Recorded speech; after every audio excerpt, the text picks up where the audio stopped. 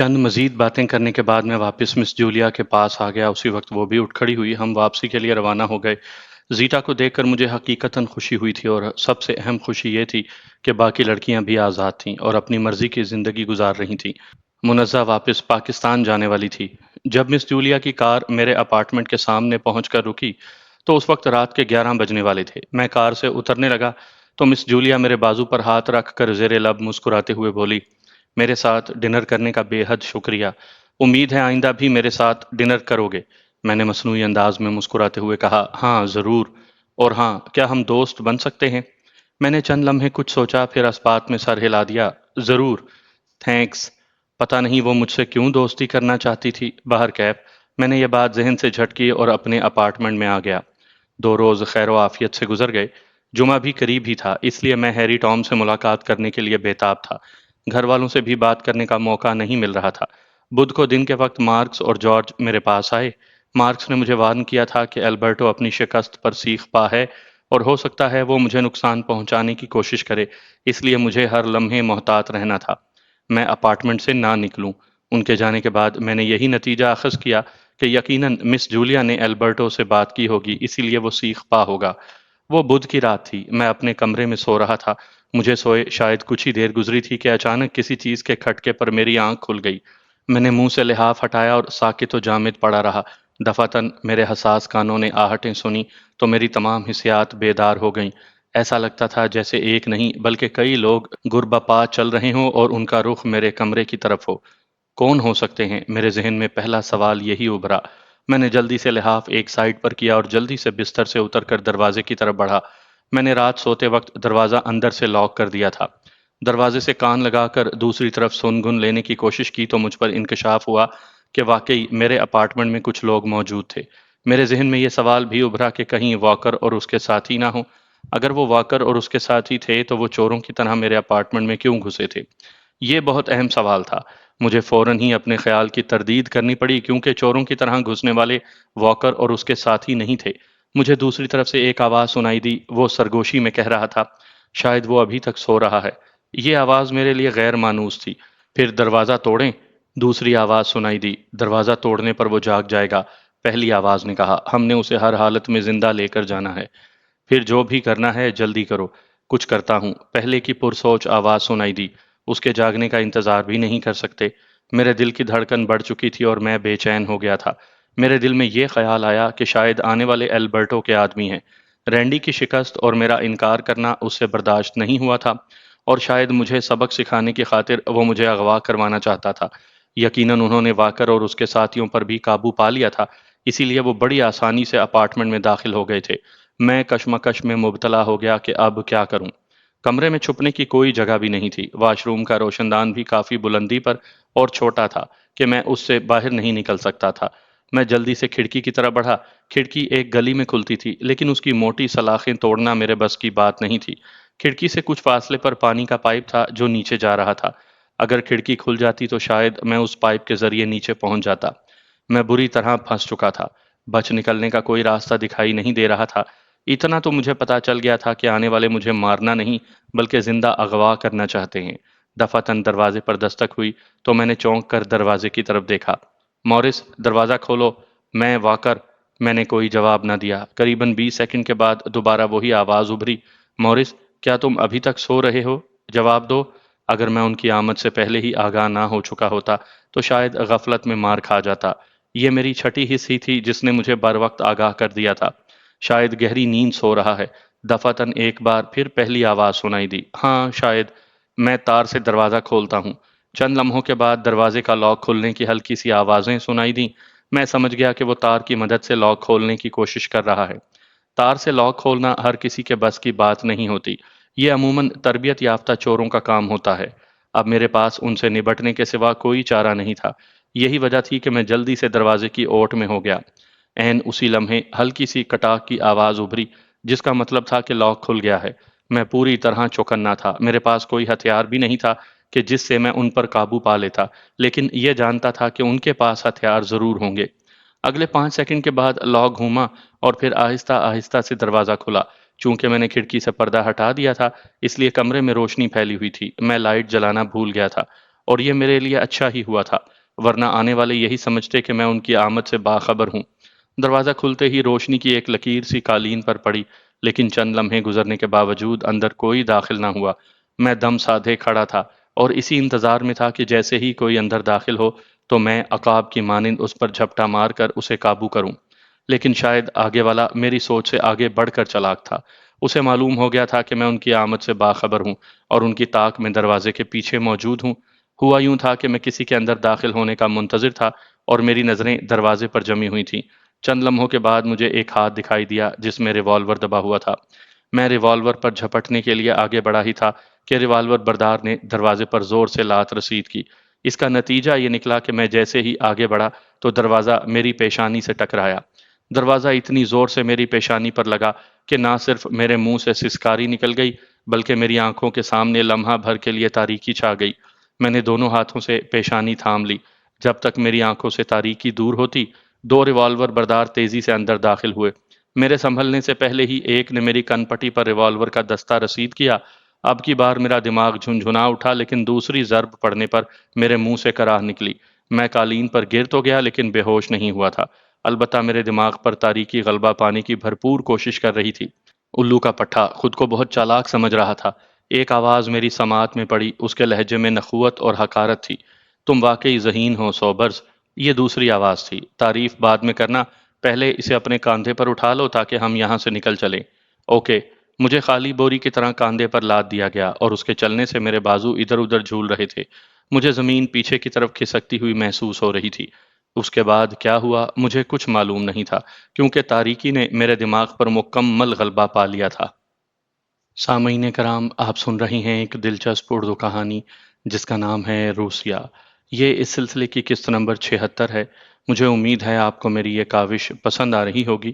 آپ نے اگر ابھی تک میرا چینل کہانی گھر سبسکرائب نہیں کیا تو ابھی میرے چینل کو سبسکرائب کر کے بیل نوٹیفیکیشن آن کر لیجئے تاکہ آنے والی ہر نئی کہانی کی اطلاع بر وقت آپ تک پہنچ سکے۔ مجھے جب ہوش آیا تو میری آنکھوں کے سامنے تاریکی چھائی ہوئی تھی۔ میرا سر دائیں طرف ڈھلکا ہوا تھا اور میری نظروں کے سامنے ایک دیوار تھی جس پر ایک روشن دان تھا۔ میں پلکیں جھپکے بغیر دیوار کو تکتا رہا۔ جب میرا شعور مکمل طور پر بیدار ہو گیا تو گزرے واقعات کسی فلم کی طرح میرے دماغ میں چل پڑے۔ مجھے یاد آ گیا کہ میں اپنے اپارٹمنٹ میں سو رہا تھا کہ دو مسلح افراد آ گئے تھے۔ میں نے انہیں ٹریپ کرنے کی کوشش کی لیکن میں خود ہی ان کے جھانسے میں آ گیا۔ ایک ریوالور بردار نے میری کن پٹی پر ریوالور کے دستے سے 2 بار ضرب لگائی تھی اور میں نیم بے ہوشی کی کیفیت میں مبتلا ہو گیا تھا۔ پھر جب وہ مجھے اغوا کر کے لے جا رہے تھے تو میں بے ہوش ہو گیا تھا۔ اس وقت ایک نیم تاریک کمرے میں کرسی پر میں بیٹھا ہوا تھا اور میرے دونوں بازو پیچھے کی طرف بندھے ہوئے تھے۔ میں نے غور سے کمرے کا جائزہ لیا۔ کمرہ زیادہ سے زیادہ 20 بائی 20 فٹ کا تھا۔ کونے میں ایک بڑی سی میز اور 2 کرسیاں پڑی ہوئی تھیں۔ دوسرے کونے میں گتے کے ڈبے بھی پڑے تھے۔ نہ جانے ان ڈبوں میں کیا رکھا تھا۔ میں نے رسیاں کھولنے کے غرض سے انگلیاں گانٹھوں تک لے جانے کی کوشش کی لیکن کامیابی نصیب نہ ہوئی۔ رسی نائلون کی تھی اور شاید کافی مضبوطی کے ساتھ باندھی گئی تھی تاکہ میں انہیں کھولنے میں کامیاب نہ ہو جاؤں۔ باہر کیف میں نے جدوجہد جاری رکھی کہ شاید قسمت ساتھ دے جائے۔ کچھ ہی دیر گزری تھی کہ مجھے قدموں کی آہٹیں سنائی دیں۔ شاید کوئی اسی طرف آ رہا تھا۔ میں نے کچھ سوچتے ہوئے اپنا سر دائیں طرف ڈھلکا دیا اور آنکھیں موند لیں۔ سامنے کا دروازہ مجھے واضح دکھائی دے رہا تھا۔ دروازہ کھلا اور اندر داخل ہونے والے کو دیکھ کر میں اندر ہی اندر چونک گیا۔ وہ کوئی اور نہیں کرٹس تھا۔ اس کے چہرے پر طنزیہ مسکراہٹ رینگ رہی تھی۔ اس کے ساتھ سیاہ فام دوست جو بائیڈن بھی تھا۔ ان دونوں کے پیچھے 2 اور بھی بدماش ٹائپ نوجوان تھے، شاید وہ بھی کرٹس کے دوست تھے۔ ان دونوں نے اپنی پیشانیوں پر رومال باندھ رکھے تھے۔ کرٹس کو دیکھ کر میں نے ہونٹ بھینچ لیے۔ میں سمجھا تھا کہ البرٹو نے رینڈی کی شکست کا بدلہ لینے کے لیے مجھے اغوا کروایا ہوگا، لیکن میرا اندازہ غلط ثابت ہو گیا تھا۔ یہ بات سوچ طلب تھی کہ کرٹس کو میرے اپارٹمنٹ کا کیسے پتہ چلا تھا اور واکر اور اس کے ساتھی کہاں تھے جب مجھے اغوا کیا جا رہا تھا۔ کرٹس تن کر میرے سامنے آ کھڑا ہوا۔ اس کے چہرے پر اب بھی مسکراہٹ کی جگہ سختی تھی۔ سختی کی وجہ سے وہ پتھر کا مجسمہ بن گیا تھا، لیکن یہ کیفیت زیادہ دیر برقرار نہ رہی۔ اس نے سختی سے دانتوں کو کچکچایا۔ جو بائیڈن بھی اس کے دائیں طرف کھڑا تھا جیسے حکم کا منتظر ہو، اور حکم ملتے ہی وہ مجھ پر پل پڑے۔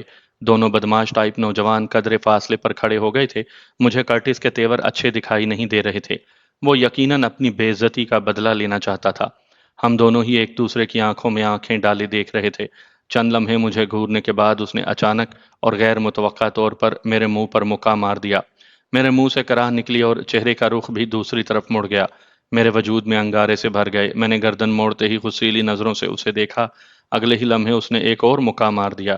اس مرتبہ مکے کی ضرب سے میرے منہ سے خون بھی نکل آیا۔ کرٹس نے میرے سر کے بال بائیں ہاتھ میں جکڑ لیا اور دھاڑتے ہوئے بولا، تم خود کو بہت بہادر سمجھتے ہو، ہاں؟ اس نے میرے بال انتہائی سختی سے جکڑے ہوئے تھے کہ بے اختیار میری آنکھوں سے آنسو نکل آئے۔ وہ دوبارہ دھاڑا، بولو، کیا سمجھتے ہو خود کو؟ ہاں، بولو، کہتے ساتھ ہی اس نے ایک اور مکہ میرے منہ پر مار دیا۔ وہ ایک بندھے ہوئے انسان پر وار کر کے اپنی مردانگی ثابت کر رہا تھا۔ مکے لگنے سے میرے جبڑے تو نہیں ہلے تھے، لیکن ٹیسیں ضرور اٹھ رہی تھیں، اور اگر کرٹس اسی طرح میرے منہ پر مکے مارتا رہا تو جبڑوں کی اپنی جگہ سے ہل جانے کا امکان تھا۔ چپ کیوں ہو، بولو، وہ بدستور دھاڑ رہا تھا۔ مجھے وہ بولنے کا موقع ہی نہیں دے رہا تھا اور پوچھ رہا تھا کہ میں چپ کیوں ہوں۔ اگلے ہی لمحے اس نے میرے بال چھوڑ کر ٹھوڑی پکڑ لی۔ اس کے انداز میں جنونیت تھی۔ غصے نے گویا اس کے حواس سلب کر دیے تھے۔ وہ اپنی ہتک پر ابھی تک سیخ پا تھا۔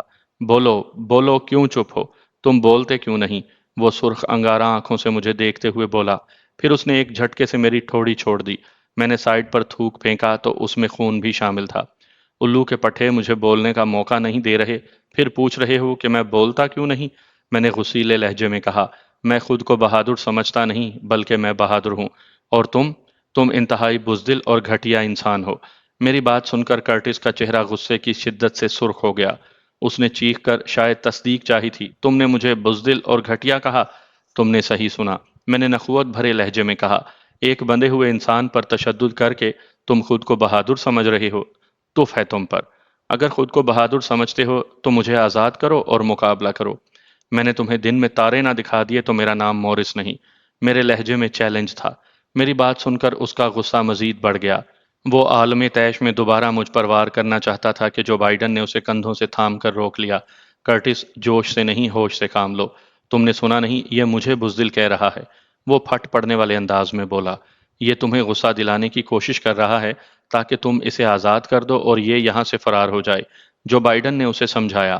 غصہ تو مجھے اس پر پہلے سے ہی تھا، کرٹس نے ہنکاری بھر کر کہا، لیکن اب اس کی باتوں سے میرا غصہ مزید بڑھ گیا ہے۔ اس نے نہ صرف میری گرل فرینڈ چھینی ہے، بلکہ لوگوں کے سامنے میرا تماشا بنایا ہے۔ تماشا تم نے خود بنایا تھا، میں نے مداخلت کی۔ جب فلورا تمہارے ساتھ جانا ہی نہیں چاہتی تھی تو تم کیوں اس کے ساتھ زبردستی کر رہے تھے؟ اس نے عالم طیش میں ایک گھونسا میرے منہ پر مارا اور چلایا، وہ میری گرل فرینڈ ہے، میں اس کے ساتھ جو چاہوں کروں، تم نے مجھے کیوں روکا تھا؟ بولو، کیوں روکا تھا؟ گھونسا لگنے سے میرا چہرہ دوسری طرف پھر گیا تھا اور نچلا ہونٹ پھٹ گیا تھا۔ میں نے غصے سے اس کی طرف دیکھتے ہوئے کہا، الو کے پٹھے، ایک بار میری رسیاں کھول دے، پھر دیکھ میں تیرا کیا حشر کرتا ہوں۔ حشر تو میں تیرا کروں گا، ایسا حشر کہ تو اپنا چہرہ بھی نہ پہچان سکے گا۔ وہ مٹھی بھینچتے ہوئے بولا اور ساتھ ہی ایک اور گھونسا میرے منہ پر مار دیا۔ غصے کی شدت سے میں تڑپ کر رہ گیا۔ بدبخت بات بات پر مجھے مکے پہ مکہ مار رہا تھا۔ میں تم سے اس سب کا حساب لوں گا کرٹس، یہ بات یاد رکھنا، میں نے غصیلے لہجے میں کہا۔ فی الحال تو تم سے میں حساب لوں گا، وہ دانتوں کو کچکچاتے ہوئے بولا، لیکن پہلے یہ بتاؤ تمہاری گرل فرینڈ فلورا کہاں ہے؟ مجھے نہیں معلوم، میں نے بے اعتنائی سے کہا، اور نہ ہی وہ میری گرل فرینڈ ہے۔ تو کیا ہے وہ تمہاری؟ کرٹس نے طنزیہ انداز میں کہا، صرف دوست، میں نے صراحت سے کہا۔ صرف دوست؟ میں کیسے یقین کر لوں؟ وہ گھٹنوں کے بل میرے سامنے بیٹھتے ہوئے بولا، تم یقین کرو یا نہ کرو مجھے کوئی پرواہ نہیں، میں نے بے پرواہی سے کہا۔ اس سے تمہاری دوستی کب سے ہے؟ ہماری دوستی کو 3-4 روز ہوئے ہیں، میں نے کہا۔ ملاقات کیسے ہوئی اس سے تمہاری؟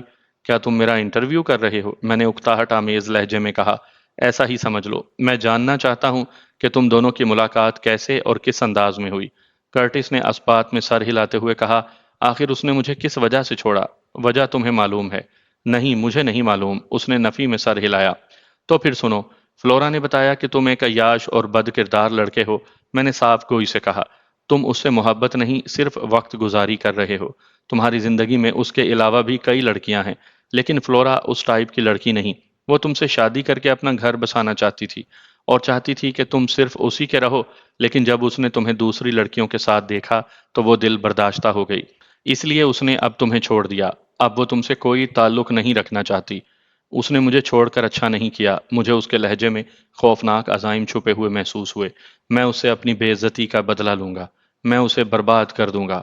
جواباً میں خاموش ہی رہا۔ میں جانتا تھا کہ وہ اس کی گرد کو بھی نہیں پا سکتا، کیونکہ فلورا جہاں تھی محفوظ تھی۔ اپنے غصے پر قابو پانے کے بعد وہ دوبارہ مجھ سے مخاطب ہوا۔ اس کے گھر کا ایڈریس بتاؤ۔ میں اس کا گھر بھی نہیں جانتا، میں نے جواب دیا۔ میری اس رات کے بعد اس سے ملاقات نہیں ہوئی۔ حیرت ہے، اس نے حیرت کا مظاہرہ کیا۔ وہ تمہاری دوست ہے اور تمہیں اس کے گھر کا ایڈریس معلوم نہیں؟ کرٹس یہ ہمیں ڈاج دینے کی کوشش کر رہا ہے، دفتن جو بائیڈن نے کرٹس سے کہا۔ کرٹس اٹھ کھڑا ہوا اور کرسی کی طرف گھوم کر میرے عقب میں آ گیا۔ اس نے میرے سر کے بالوں کو سہلاتے ہوئے نرماہٹ سے کہا، آخری موقع دے رہا ہوں، بتا دو۔ مجھے نہیں معلوم، میں نے جواباً ترش روئی سے کہا۔ اگر مجھے پتا ہوتا بھی تو میں تمہیں کبھی نہ بتاتا، تم اس کے لائق نہیں ہو۔ اچھا ہوا اس نے تمہیں پہچان لیا اور اپنی آنکھوں سے دیکھ لیا، ورنہ وہ بیچاری ساری زندگی پچھتاتی رہتی۔ میری بات پر کرٹس سیخ پا ہو گیا۔ اس نے میرے سر کے بال مٹھی میں بھینچ لیے اور اپنے ساتھیوں سے بولا، یہ آسانی سے نہیں بتائے گا، چلو اپنا کام شروع کرو۔ اس کا اتنا حلیہ بگاڑنا ہے کہ یہ اپنی شکل بھی نہ پہچان سکے۔ میں نے ہونٹ بھینچ کر انہیں دیکھا۔ اگلے ہی لمحے وہ چاروں بھوکے کتوں کی طرح مجھ پر پل پڑے اور بے دردی اور بے رحمی سے پیٹنے لگے۔ وہ گھونسوں کا استعمال کرتے رہے، ایک کے بعد ایک گھونسا، جس سے میرا دماغ سنا اٹھا۔ میں نے اپنے بچاؤ کی کوشش کی، لیکن بندھا ہونے کی وجہ سے کچھ نہ کر سکا۔ نتیجتاً ایک زوردار گھونسا لگنے سے میں کرسی سمیت دوسری طرف الٹ کر فرش بوس ہو گیا۔ کرسی سیدھی کرنے کے بجائے وہ چاروں ٹھوکروں سے میری تواضع کرنے لگے۔ پسلیوں پر پڑنے والی ضربیں خاصی اذیت ناک تھیں۔ کسی کے جوتے کی نوک دار ٹو میری پسلی پر پڑی تو میرے منہ سے دردناک چیخ نکل گئی، لیکن ان ظالموں کو مجھ پر قطعاً رحم نہ آیا، بلکہ میرے چیخنے پر وہ بلند آہنگ کہے لگاتے رہے۔ میرے حواس مختل ہو گئے اور آنکھوں کے سامنے تاریکی پھیلنے لگی۔ کن پٹی پر پڑنے والی ضرب نے جلتی پر تیل کا کام کیا۔ ضرب اتنی تیز تھی کہ مجھے بے ہوش ہونے میں ایک لمحہ بھی نہ لگا۔ مجھے نہیں معلوم کہ وہ کب تک اپنی خواہش کے مطابق مجھے پیٹتے رہے۔ اس کے بعد میرے ساتھ کیا ہوا تھا، نہ جانے میں کتنی دیر بے ہوش رہا، کوئی اندازہ نہیں تھا۔ البتہ ہوش میں آنے پر میں نے خود کو دوبارہ اسی کمرے میں قید پایا جہاں مجھ پر کرٹس اور اس کے ساتھیوں نے مل کر تشدد کیا تھا۔ اس بار میرے ہاتھ کرسی کے بازوؤں سے بندھے ہوئے تھے۔ البتہ میری کنڈیشن خستہ تھی۔ میرا چہرہ سوجا ہوا تھا اور آنکھیں بھی سوجی ہوئی تھیں۔ ایک آنکھ سوجنے کے باعث بند تھی، جبکہ دوسری کافی حد تک کھلی ہوئی تھی۔ نچلا ہونٹ پھٹا ہوا تھا اور خون نکل کر ٹھوڑی پر جمع ہوا تھا۔ علاوہ ازیں پسلیوں میں بھی ٹیسیں اٹھ رہی تھیں۔ ہوش میں آنے کے باوجود مجھ پر نڈھالی کیفیت طاری تھی۔ بدبخت کرٹس نے اپنے ساتھیوں کے ساتھ مجھے بری طرح سے پیٹا تھا۔ میں نے بھی قصد کر لیا تھا کہ جب بھی مجھے موقع ملا تو میں اس کا اپنے سے زیادہ برا حشر کروں گا۔ میرے اندر آگ لگی ہوئی تھی، اور یہ اس وقت سرد ہوگی جب میں کرٹس سے اپنی بے عزتی کا بدلہ لے لوں گا۔ فی الحال مجھے شدت سے پیاس لگ رہی تھی اور میں اپنے اندر لگی آگ کو پانی سے بجھانا چاہتا تھا، لیکن کمرے میں کوئی نہیں تھا جو مجھے پانی پلاتا۔ کمرے میں میز پر ایک بوتل تو پڑی تھی، لیکن وہ خالی تھی۔ تاہم میں نے نحیف نزار آواز میں کسی کو پکارا، کوئی ہے، مجھے پانی پلاؤ۔ 2 منٹ گزر گئے لیکن کوئی نہ آیا۔ شاید میری آواز کسی کو سنائی نہیں دی تھی، یا دانستہ کسی نے توجہ نہیں دی تھی۔ مجھے کرٹس سے رحم کی توقع ہرگز نہیں تھی۔ وہ گھٹیا شخص اپنے مقصد کے لیے کچھ بھی کر سکتا تھا۔ میں نے دوبارہ آواز دی، لیکن نہ کسی نے آنا تھا، نہ ہی کوئی آیا۔ معلوم نہیں تھا کہ کرٹس اور اس کے ساتھی وہاں موجود تھے یا نہیں۔ بہرکیف اب کوئی آئے گا تو میں اس سے پانی مانگوں گا۔ یہی سوچ کر میں نے اپنا سر کرسی کی پشت سے ٹکا دیا۔ چہرے کے زخم پھوڑے کی مانند دکھ رہے تھے۔ یہ بھی نہیں جانتا تھا کہ کرٹس نے میری دھنائی کرنے کے بعد مجھے اب تک کیوں قید رکھا ہوا تھا۔ یقیناً وہ فلورا کے بارے میں جاننا چاہتا ہوگا، لیکن میں نہیں چاہتا تھا کہ میری وجہ سے وہ معصوم لڑکی کرٹس جیسے درندے کے ہتھے چڑھے۔ وہ اس معصوم لڑکی کی زندگی عذاب بنا دے گا۔ کچھ ہی دیر گزری تھی کہ کرٹس جو بائیڈن کے ساتھ آ گیا۔ اس کے باقی 2 دوست اس کے ساتھ نہیں تھے۔ کرٹس کے چہرے پر زہریلی مسکراہٹ تھی۔ اس نے مجھے دیکھتے ہوئے طنزیہ لہجے میں اپنے ساتھیوں سے کہا، ارے دوستو، تم نے تو اسے اتنا مارا ہے کہ بیچارے کی شکل بھی پہچانی نہیں جا رہی۔ دیکھو، اس کا چہرہ سوج کر کپا ہو گیا ہے۔ اس کی بات پر اس کے دوستوں نے بلند آہنگ کہے لگائے۔ جو بائیڈن نے لقمہ دیا، اگر کہو تو اس کی دوسری بھی بند کر دیں۔ نو نو، ایسا ہرگز نہیں کرنا۔ کرٹس نے ہاتھ اٹھا کر اسے روکنے والے انداز میں کہا، اگر اس کی دوسری آنکھ بند ہو گئی تو یہ بیچارہ کیسے دیکھے گا؟ اوکے، جیسا تم چاہو۔ جو بائیڈن نے کندھے اچکائے۔ تم ہمیں جو کہو گے ہم ویسا ہی کریں گے۔ کرٹس دوبارہ گھٹنوں کے بل میرے سامنے بیٹھا۔ اب سب کچھ تم پر ہے۔ تم اگر چاہتے ہو کہ تمہاری دوسری آنکھ بند نہ ہو تو بتا دو فلورا کہاں ہے۔ میں نے اس کی بات کا جواب دینے کے بجائے مدھم آواز میں کہا، پلیز مجھے پانی پلاؤ کرٹس۔ کرٹس نے صفاکی سے مسکرا کر استفسار کیا، اگر پانی نہ پلاؤں تو کیا تم مر جاؤ گے؟ جواباً میں خاموش رہا۔ تبھی اس نے سلسلہ کلام جوڑا اور صفاق لہجے میں بولا، لیکن میں تمہیں آسانی سے مرنے نہیں دوں گا جب تک تم مجھے فلورا کے بارے میں بتا نہیں دیتے۔ پھر اس نے اٹھ کر جو بائیڈن سے کہا، پانی کی بوتل لے کر آؤ۔ جو بائیڈن پانی کی بوتل لے آیا۔ میرا خیال تھا کہ کرٹس بوتل کا ڈھکن کھول کر دہانہ میرے منہ سے لگا دے گا، لیکن اس نے بوتل میں موجود سارا پانی میرے اوپر انڈیل دیا۔ یخ بستہ پانی سے میرا وجود کپ کپا اٹھا، ساتھ ہی زخموں سے ٹیسیں بھی اٹھیں جنہیں میں بامشکل برداشت کر گیا۔ مجھے اس پر غصہ بھی بہت آیا، لیکن میں مجبور اور بے بس تھا، اس لیے خون کے گھونٹ پی کر رہ گیا۔ کرٹس نے خالی بوتل ایک سائڈ پر پھینکی اور صفاقانہ لہجے میں بولا، جب تک تم فلورا کے بارے میں نہیں بتا دیتے تمہیں پانی نہیں ملے گا۔ جواباً میں ہونٹ بھینچے خاموش رہا۔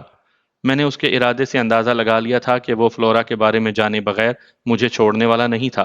وہ مجھے چند لمحے دیکھتا رہا، پھر میرے سر کے بال مٹھی میں جکڑ کر ایک جھٹکے سے میرا سر اوپر اٹھایا اور چیخ کر بولا، بتاؤ کہاں ہے فلورا؟ تکلیف کی شدت سے میرے منہ سے سسکاری سی نکل گئی۔ میں نے اپنے بال اس کی گرفت سے چھڑانے چاہے، لیکن کرٹس نے میری کوشش کامیاب نہ ہونے دی۔ دفعتاً میں نے ہمت اور قوت مجتمع کرتے ہوئے دائیں ٹانگ کا ایک گھٹنا اس کے زیر ناف جگہ پر مارا، تو اس نے نہ صرف میرے سر کے بال چھوڑ دیے بلکہ تکلیف کی شدت سے گھٹی گھٹی آواز میں کراتا ہوا پیچھے ہٹ گیا۔ اس کی آواز اس کے حلق میں پھنس گئی اور چہرہ تکلیف کی شدت سے پکے ہوئے ٹماٹر کی طرح سرخ ہو گیا۔ زیر ناف جگہ پر لگنے والی ضرب انتہائی تکلیف دہ ہوتی ہے۔ ایسا محسوس ہوتا ہے جیسے موت کا فرشتہ آہستہ آہستہ جان نکال رہا ہو۔ ابھی تو میں ہلکی سی ضرب لگا پایا تھا، اگر بھرپور ضرب لگتی تو کرٹس کی حالت بے حد بری ہوتی۔ کرٹس پہلے فرش پر بیٹھا، پھر اوندھے منہ گر گیا۔ باسٹرڈ! جو بائیڈن کرٹس کی حالت دیکھ کر پریشان ہو گیا۔ اگلے ہی لمحے وہ تیزی سے اس کی طرف بڑھا۔ کرٹس، تم ٹھیک تو ہو؟ نو، وہ بمشکل بول پایا۔ جو بائیڈن نے غضبناک نظروں سے مجھے دیکھا۔ چونکہ کرٹس کی حالت خراب تھی اس لیے وہ میری طرف نہ آیا، لیکن طیش بھرے لہجے میں بولا، تمہیں میں بعد میں دیکھوں گا۔ میں خاموش رہا۔ جو بائیڈن نے کرٹس کو باہوں میں اٹھایا اور تیزی سے کمرے سے باہر نکل گیا۔ ان کے جاتے ہی میں نے سکون کی سانس لی اور خود کو رسیوں سے آزاد کرانے کی کوشش کرنے میں مگن ہو گیا۔ کرٹس کی طرف سے مجھے کوئی پریشانی نہیں تھی۔ مجھے امید تھی زیر ناف جگہ پر لگنے والی ضرب کے سبب وہ جلدی ٹھیک نہیں ہو سکے گا، تب تک میں خود کو آزاد کروانے کی کوشش کر سکتا تھا۔ لیکن شومئی قسمت، میں آزاد ہونے کی کوشش میں مگن تھا کہ جو بائیڈن دن دناتا ہوا اندر آیا۔ اس کا سیاہ چہرہ غصے کی شدت سے تانبے کی طرح تپ رہا تھا۔ آتے ساتھ ہی وہ بھوکے عقاب کی طرح مجھ پر جھپٹ پڑا۔ اس کے منہ سے مغلظات کا فوارہ سا پھوٹ پڑا تھا۔ میں کرسی سمیت دوسری طرف الٹ گیا۔ وہ اس وقت تک اپنا غصہ اتارتا رہا جب تک میں نڈھال پن کی حد تک نہ پہنچ گیا۔ وہ مجھے اسی حالت میں چھوڑ کر چلا گیا جس حالت میں میں کرسی سمیت فرش پر پڑا کر آ رہا تھا۔ کمبخت نے جاتے وقت میری کرسی بھی سیدھی کرنا گوارا نہیں کی۔ چہرے، سر اور پسلیوں پر پڑنے والے گھونسوں نے میری تکلیف میں مزید اضافہ کر دیا، یہاں تک کہ دوسری آنکھ کی سوجن بھی بڑھ گئی تھی، جس سے آنکھ مزید بند ہو گئی تھی اور بمشکل دکھائی دے رہا تھا۔ زخموں سے بھی خون رسنے لگا تھا اور تکلیف کی شدت کم ہونے کے بجائے بڑھ گئی۔ میں دانتوں پر دانت جمائے اس تکلیف کو برداشت کر رہا تھا۔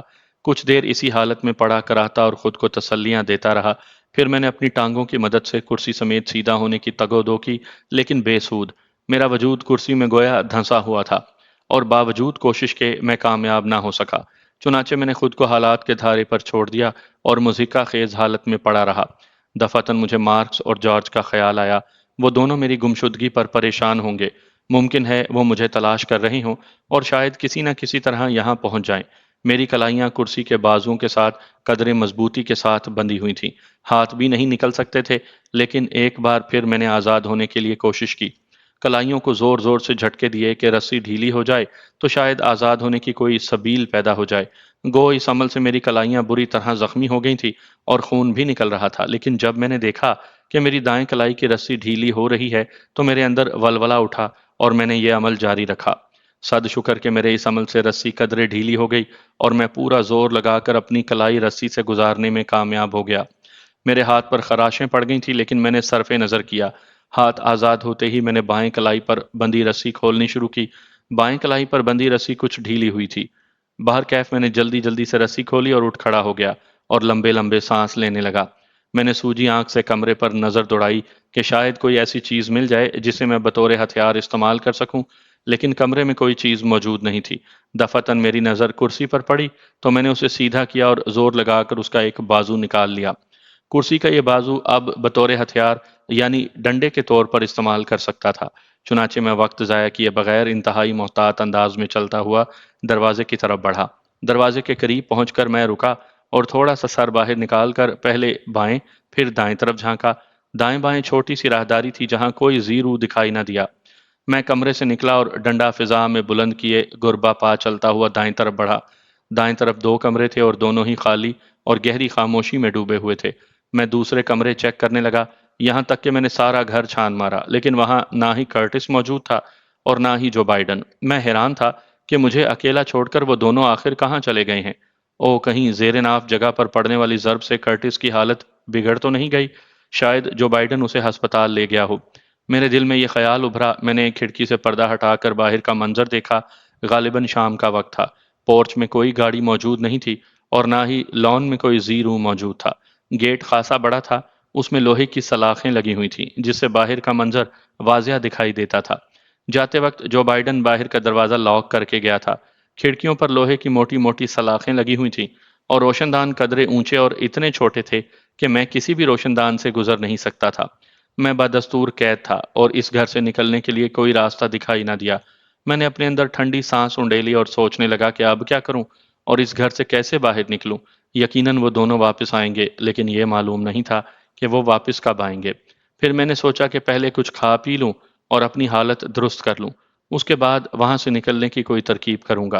प्यास की शिद्दत से मेरा हलक खुश्क था और भूख भी लग रही थी।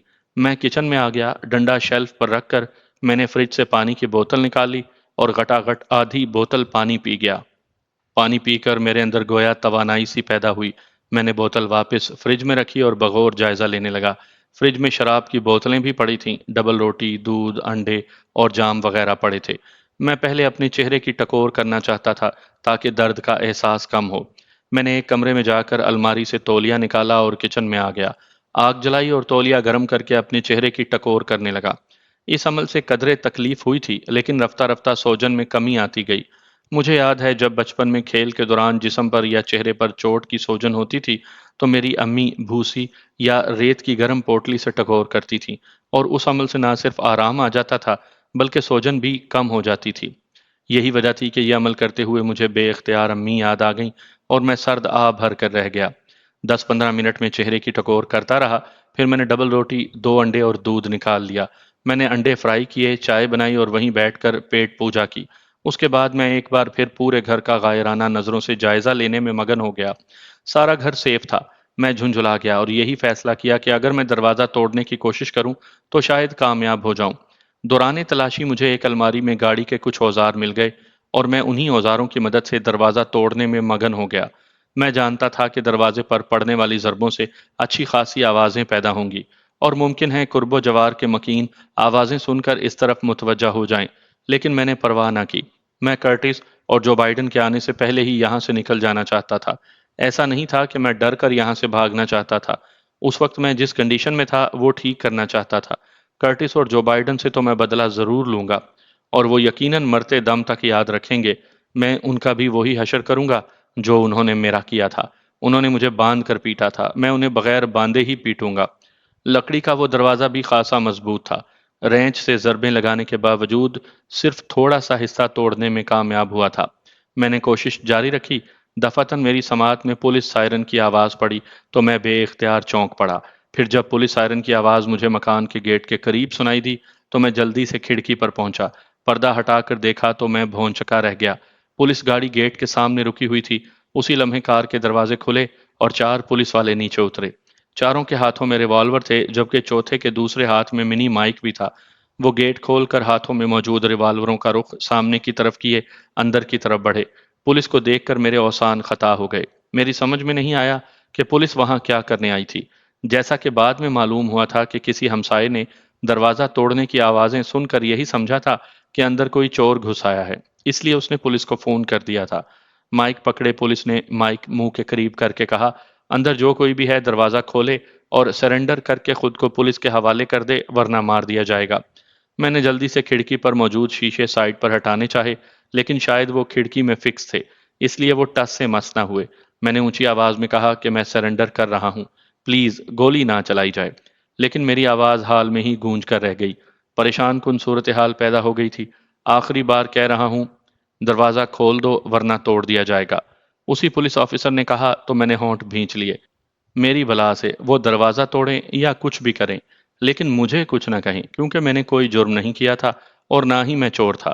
ایک خیال آتے ہی میں نے انگلی سے شیشے پر ضرب مار کر انہیں اپنی طرف متوجہ کرنے کی کوشش کی، لیکن شاید ضرب کی آواز ان کے کانوں تک نہیں پہنچی تھی۔